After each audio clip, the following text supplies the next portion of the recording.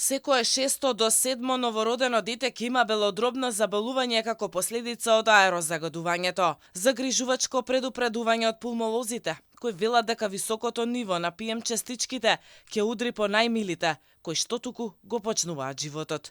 Докторите споделија поразителни податоци. Отровниот воздух кој го дишат граѓаните ќе го зголемува и бројот на болни од рак, аутизам и деменција.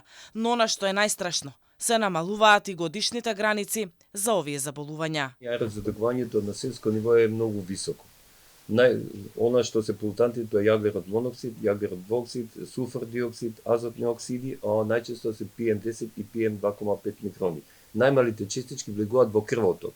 Дури по најнови статистики, секое 6 до 7 новородено дете ќе има некои белодробни заболувања понатак.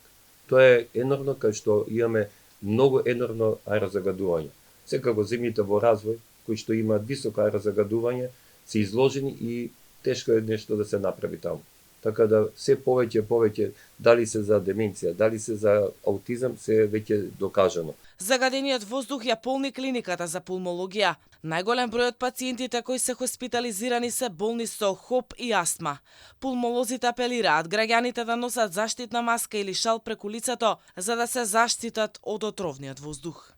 Многу е зголемен бројот во амбулантите, многу е зголемен бројот притисокот за хоспитализирање на пациентите, бидејќи не само ние, сиегде во светот ресурсите болнички за лекување, хоспитално лекување се многу помали отколку што е побарувачка. Инаку бројот на заболени е многу висок, не само кај нас, туку на светско ниво.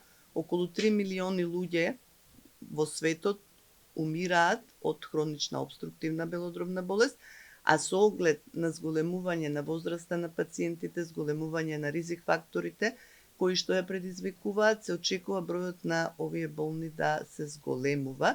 Скопје денеска е прв најзагаден град во Европа, а 10-ти во светот. И претходните денови, македонскиот главен град беше на врвот на листите на интернет страниците за мерење на аерозагадувањето.